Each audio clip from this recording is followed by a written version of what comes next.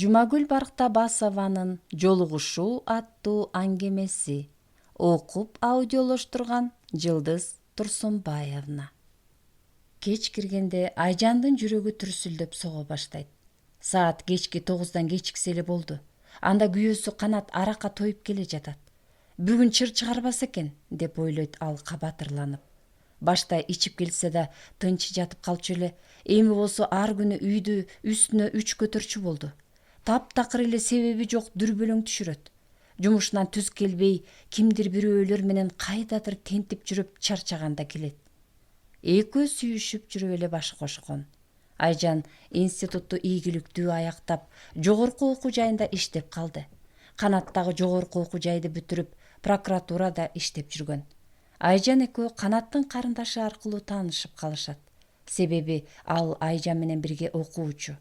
Айжандай ак жуумал, бою узун, музоо кирпиги төгүлгөн кызды бир көргөн киши байкабай коймок эмес. Канат ага гүл, белек тартуулап жатып жүрөгүн жибитип алган. Анын артынан чуркап жүрүп, апасы каршы болгонуна карабай үйлөндү. Айжанга кайнене каршы болгон себеби баласына өрөөндөгү кадыр барктуу кишилердин биринин кызын алып берип, анын аркасында Канатты чоң жумуш орундарга отургузмак. Ата-энесинин, өзгөчө апасынын тилеги ушул эле. Ал жанындагы курбуларынан, бир туугандарынан кем болгусу келген эмес. Баары эле чоң жерден куда күтүп, сураштырып, териштирип жүрүп балдарын үйлөндүштү. Бир тобунун балдары майлуу сүттүү орундарда отурушат. Ал эми Айжан балдар үйүндө тарбия алган кыз. Кийинчерээк Канаттын: «Башкаларды карачы, кайын журт эле көтөрүп жатат. Мага же кайын журтту Кудай оңдоп бербептир. Апамдын айтканы туура экен. Мен эми түшүнүп жатам», деп жемелегени да ушул. Көп өтпөй эле Айжан кош бойлуу болуп калды. Муну Канат алгач укканда же кайгырганын, же кубанганын билдирбеди. «Жакшы», деп сууз гана айткан. Апасы: «Тигинин төрөй электе жогот. Анын баласы да башы оору болот», деген эле. Канат: «Апа, ал кайда барат? Мен аны сүйөм. Бизди жайыбызга койгулачы», дегенде эненин көзүнүн жашы көлдөп: «Ошол сүйүүң сүмүрөн калсын. Ошол сүйүүң үчүн биз элдин бетин карай албай жатабыз.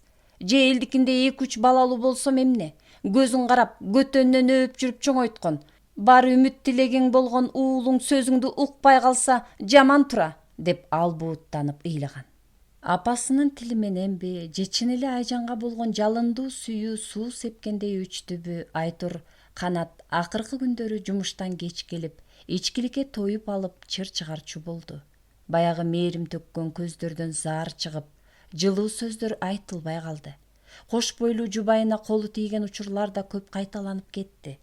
Таянганы арак болуп, кызып калганда Айжандын көзүн тикке карап сүйлөп калат. Соолукканда үйүндө тура албай качат. Түнгө чейин, ана таң атканча үйгө жолобой көңүл ачып жүрө берет. Ал бир жолу бейтааныш кызды ээрчитип келип: «Бизге төшөк салчы. Сен азыр кош бойлуусуң, билесиң да. Мага азыр нормальный аял керек», деп буйрду. Кош бойлуу колукту өздөрү жаткан бөлмөгө төшөк салып, өзүнүн төшөнчүлөрүн алып коңшу бөлмөгө чыгып кетти. Мындайда кайдагы уйку? Жаздыгына көз жашын төгүп жатып таң атырды. Коңшу бөлмөдөн сүйгөн адамы менен чоочун кыздын шыңкылдаган үнү угулат. Кулагын басып алып ыйлайт. Башы жарылчудай ооруйт. Айжан бул күндүн баары өтөр, күйөөм бир күнү акылына келер деп ойлогон. Жеңил ойлуулук кылып кетип калса, кеткенде кайда барат? Ансыз да оорулуу эжесинин жүрөгүн оорутуп, баласы менен ага жүк болобу? Көп күткөн күн келди. Айжан уул төрөдү. Бул кубанычтуу окуя Канаттын жүрөгүн жылытпады. Баягы адат калган жок. Күн артынан күн ээрчип, бала торулуп өз алдынча отуруп калган. Бул жарык жашоодо мейли сен бактылуу болсоң дагы, мейли кайгыга малынып жашасаң дагы, өмүр деген өз өктөмүн жүргүзө берет эмеспи? Экөөнүн жубайлык жашоосу ит менен мышыктын жашоосундай өтө берди. Ошондой күндөрдүн биринде Айжан күйөөсүнө: «Канат, эми арак ичкенди токтотушуң керек. Сен минтип жүрө берсең ичкиликке берилип кетесиң. Кудай берип балалуу болдук. Бала көрбөй зарлап жүргөндөр канча», деди кечке жуук кызымтал болуп келген күйөөсү түшүнүп калабы деп. «Эй келесо, мага акыл үйрөткүң барбы? Эгер билсең, Мага сен да, сенин балаңдын дагы кереги жок. Ал Айжанды колуна баласын көтөрүп турган боюнча эшикти көздөй сүйрөп жөнөдү. Кыштын кыранч шилдеси эле. Айжандын бутунан үйгө кийген тапочкасы да түшүп, жылаң аяк сыртта калды. Канат, жинди болбо, ач эшикти. Балага суук тиет. Суук тийсе эмне кылайын? Эр болсоң эжеңдикине чурка. Баланы оорутпай сактап кал. Болду эми бул үйгө келбе, кет, деп кыйкырды үй ичинен. Айжан жалаңкат байпак менен карды кечип, 3 көчө өйдө жашаган эжесинин үйүнө араң жетти. Кичине уулу Азатты халатын ачып койнуна салып алган. Буту тоңуп, жер астын үстүн түшкөндөй болду. Ал өзүн эмес, баласын ойлойт.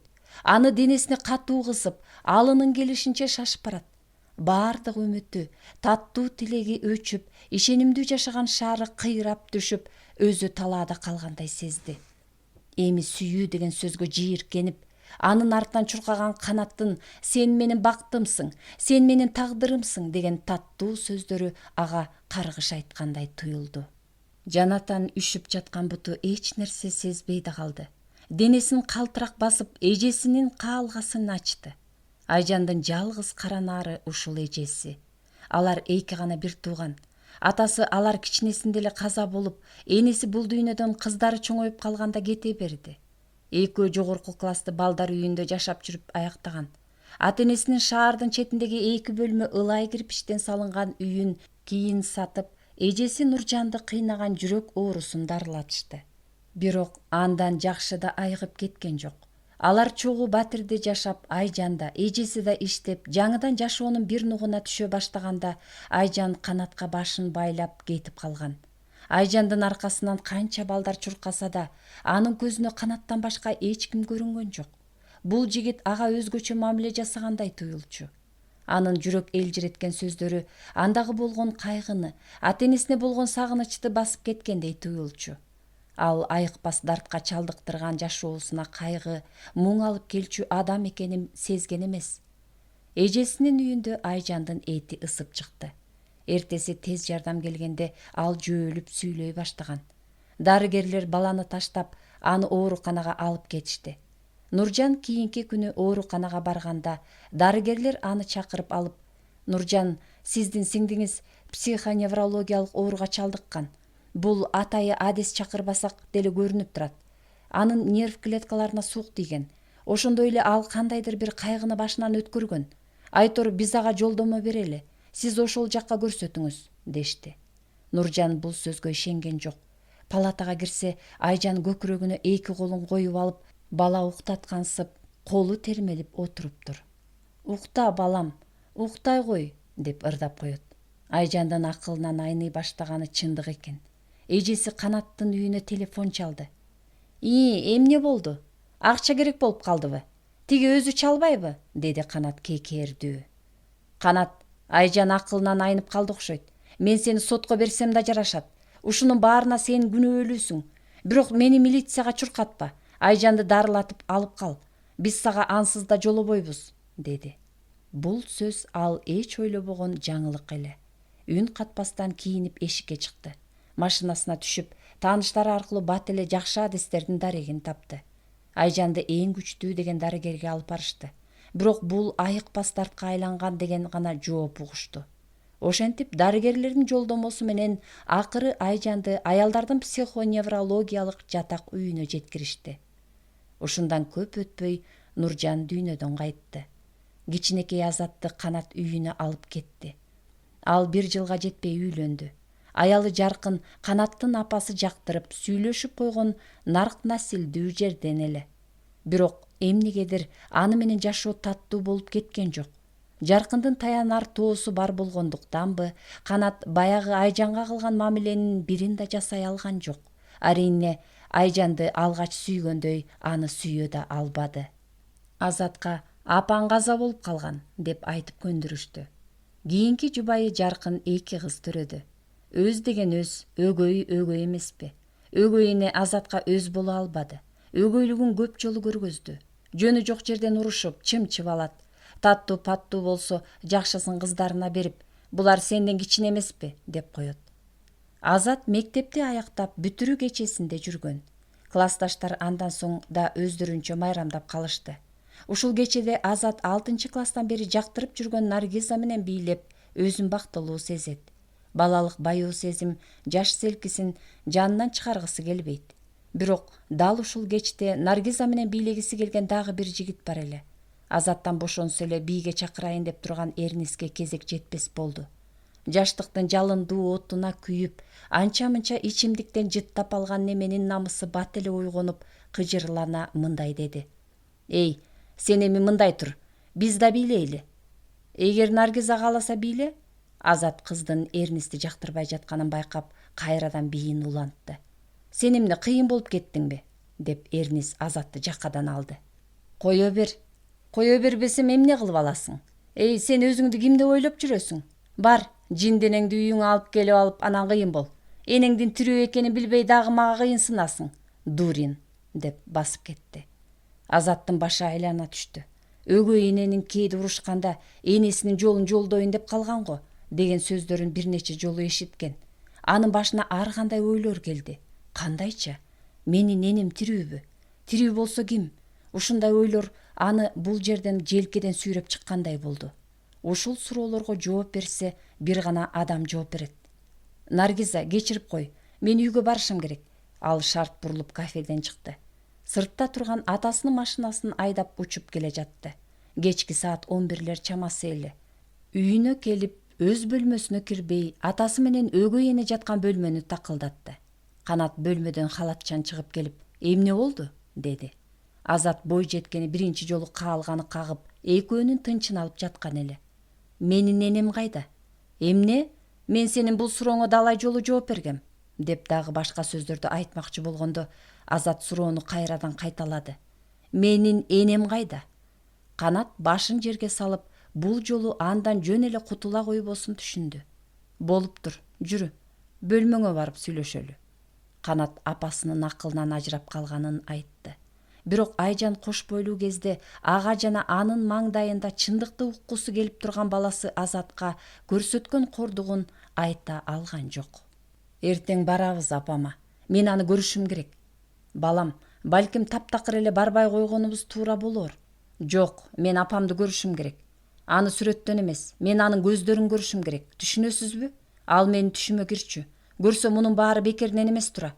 Мен тирүү адамга Куран окуп жүргөн турбаймынбы?» деп буркурап ыйлап алды. Канат өзү кандай чоң күнөө жасаганын сезип жүрсө да, өзүн өзү алдоо менен күн кечирген. Бүгүн болсо ошол күнөөнү мойнуна алып турду. «Болуптур, кечир мени. Эртең эле жолго чыгалы». Канат төшөктө жаткан менен будаланып уктай алган жок. Төшөктөн туруп барып, өзү кичинесинде башкаларга таарынганда катып алып карап жаткан апасынын сүрөтүн издеди. Көп китептин арасында кыпкызыл болуп алыстан көрүнгөн китепти алып, ичинен бырышып, эскирип калган сүрөттү алып чыкты. Дал кичине кезиндегидей төшөккө барып жатты. «Апа, кагылайын апа», деп кобуранып алды.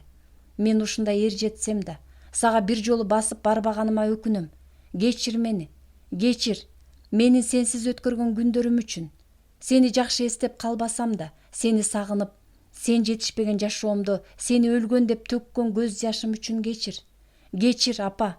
Эртеси ата бала жолго чыгышты. Бак тарактуу айылдын четинде жайгашкан аялдардын айтылуу жатак үйүнө бет алды. Директордун кеңсесине кирип, Айжандын абалын билишти. «Айжан жакшы эле жүрөт. Башкалардай эле шартта жашап жатат. Эстеп келгениңиздерге рахмат», деген директор кызматкерлерине Айжанды эс алуу бөлмөсүнө алып келиши керектигин телефондон тапшырып, ата баланы узатып жөнөдү. Жөн эле узатпай, бөлмөлөр менен тааныштырып, божурап жүрүп отурду. Бир бөлмөгө жеткенде, эшиктин алдында турган калың кара кашы алыстан эле көрүнгөн тоголугунан келген аялдан «Айжанды алып келдиңизби?» деп сурады. Ал баш ийкегенде эшикти көргөзүп коюп кетип калды. Бөлмөгө Канат биринчи кире албай, тайсалдаган менен Азат шашылыш каалганы түрттү. Бөлмөнүн бурчунда бул дүйнө менен капары жок бир аял отурат. Жонунда чыт халат, бутунда галош. Ал кирип келген эки эркек кишиден көзүн албай карап калды. Азат анын карегинен өзүн көргөндөй болду. Маңдайында сүрөттө көрүп жүргөн татынакай апасы эмес, өңдөн азган, жүдөгөн, карып калган аял турган эле. Бирок көздөрүнөн мээрим төгүлгөндөй, аны таанып жаткандай сезилди. Аны кучактап ыйлагысы келди, бирок анта албады. «Апа!» деди аны карап турган аялга өтө жакын жолуй албай. Аял селт эте түшүп, аны тиктеп калды.